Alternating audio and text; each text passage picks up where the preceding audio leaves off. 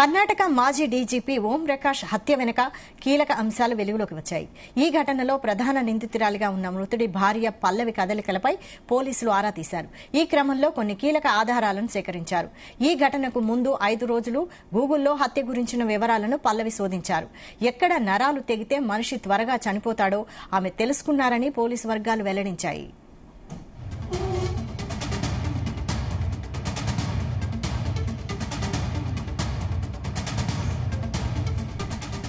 ఓం ప్రకాష్ ను ఆయన భార్య పల్లవి కుమార్తె కృతి పథకం ప్రకారం కడతీర్చినట్లు పోలీసుల విచారణలో తేలింది. తానే హత్య చేసినట్లు పల్లవి పోలీసుల విచారణలో అంగీకరించారు. దీంతో ఆమెను అరెస్టు చేశారు.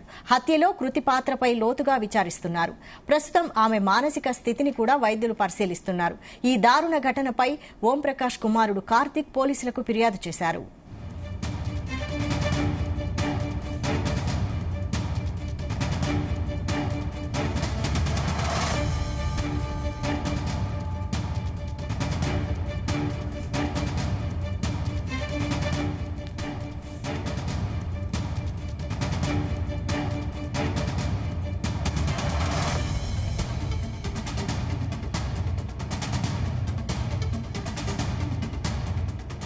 ప్రస్తుతం పల్లవిని కోర్టు 14 రోజుల జ్యుడిషియల్ కస్టడీకి అప్పగించింది. ఇక దర్యాప్తులో భాగంగా పోలీసులు సోమవారం సాయంత్రం ఆమెను ఘటనా స్థలానికి తీసుకెళ్లి ప్రశ్నించారు. హత్యకు ముందు నిందితురాలు వాట్సాప్ గ్రూపులో పలు సందేశాలు ఉంచారని తెలుస్తోంది. సొంత ఇంట్లోనే తనను బంధించారని, నిరంతర నిఘాలో ఉన్నానని ఆమె పేర్కొన్నట్లు తెలుస్తోంది. తన కుమార్తె భద్రతపై ఆందోళన వ్యక్తం చేసినట్లు సమాచారం.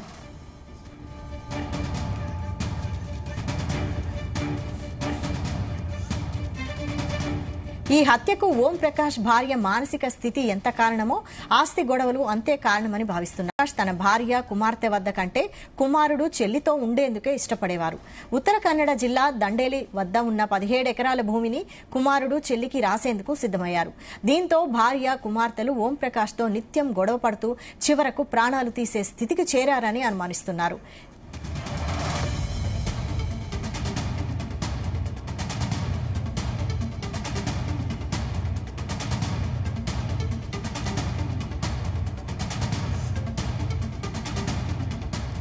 కర్ణాటక మాజీ డీజీపీ ఓం ప్రకాష్ హత్య వెనుక కీలక అంశాలు వెలుగులోకి వచ్చాయి.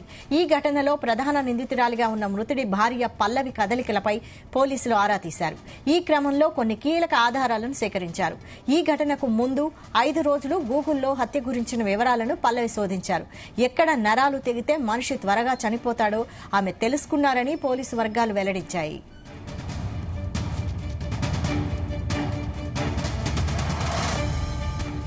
ఓం ప్రకాష్ ను ఆయన భార్య పల్లవి కుమార్తె కృతి పథకం ప్రకారం కడతీర్చినట్లు పోలీసుల విచారణలో తేలింది. తానే హత్య చేసినట్లు పల్లవి పోలీసుల విచారణలో అంగీకరించారు. దీంతో ఆమెను అరెస్టు చేశారు. హత్యలో కృతి పాత్రపై లోతుగా విచారిస్తున్నారు. ప్రస్తుతం ఆమె మానసిక స్థితిని కూడా వైద్యులు పరిశీలిస్తున్నారు. ఈ దారుణ ఘటనపై ఓం ప్రకాష్ కుమారుడు కార్తిక్ పోలీసులకు ఫిర్యాదు చేశారు.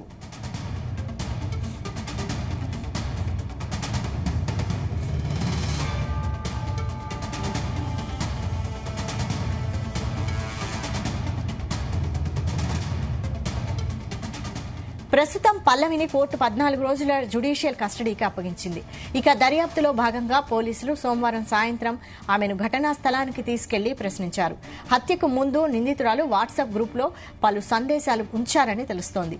సొంత ఇంట్లోనే తనను బంధించారని, నిరంతర నిఘాలో ఉన్నానని ఆమె పేర్కొన్నట్లు తెలుస్తోంది. తన కుమార్తె భద్రతపై ఆందోళన వ్యక్తం చేసినట్లు సమాచారం.